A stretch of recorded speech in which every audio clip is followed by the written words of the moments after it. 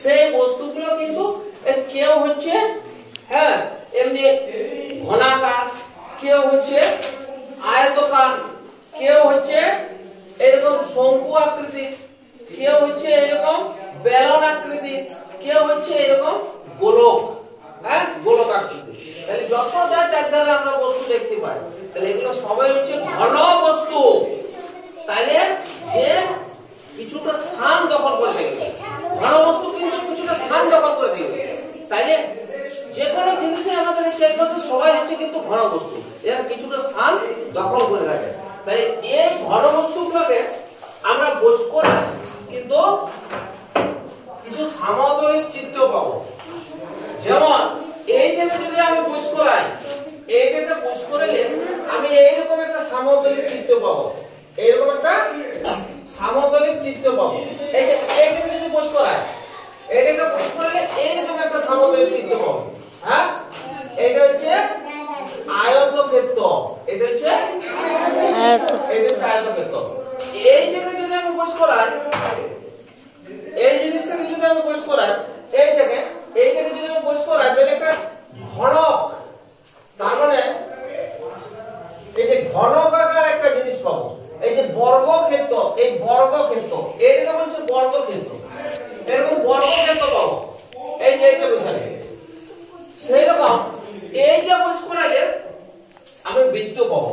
এই যে এইটা, এটা যদি এরকম করে আমি তাহলে যে সামতলিক চিত্রটা পাবো সেটা হচ্ছে বৃত্ত। তাহলে এটা হচ্ছে বৃত্ত। সেরকম যদি আমরা একটা সিঙ্গাড়া নিয়ে আসি, আমরা যেটা খাই সিঙ্গাড়া, সেই সিঙ্গাড়াটাকে যদি আমরা বোঝ করাই তাহলে এইরকম চিত্র পাবো। হ্যাঁ, তাহলে এইগুলো হচ্ছে সব সামতলিক চিত্র, এইগুলোকে বলছে সামতলিক চিত্র। তাহলে এই সামতলিক চিত্রগুলো কোন একটা ঘন বস্তু থেকে আমরা পাচ্ছি, কোন একটা ঘন বস্তু থেকে আমরা পাইছি। এই যে কাজ করো তোমরা, কোন একটা ঘন বস্তু থেকে পাইছি। তাহলে এইরকম যেটা এটা বর্গাকার হয়ে গেল।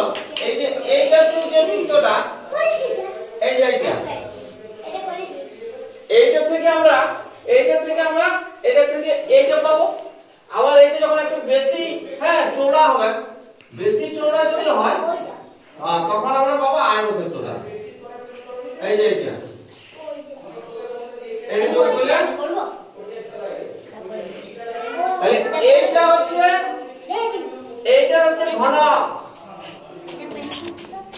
এইটা হচ্ছে আয়ত ঘনক, এটা হচ্ছে আয়ত ঘনক। আর এই যে এইরকমটা হচ্ছে শঙ্কু।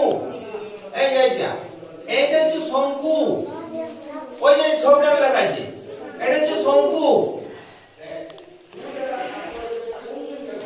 এটা হচ্ছে শঙ্কু।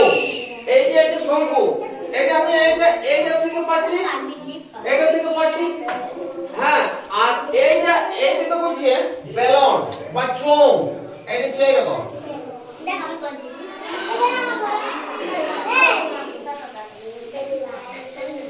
এটা হচ্ছে বেলন বা চোঙ, এটা হচ্ছে চোঙ।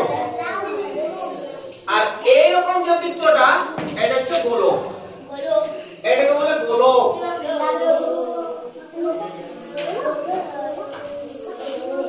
এটা হচ্ছে গোলক। তাহলে এইগুলোর থেকে আমি তাহলে এইটার থেকে যেটা পাচ্ছি, আয়তঘন থেকে যেটা পাচ্ছি সেটাকে বলে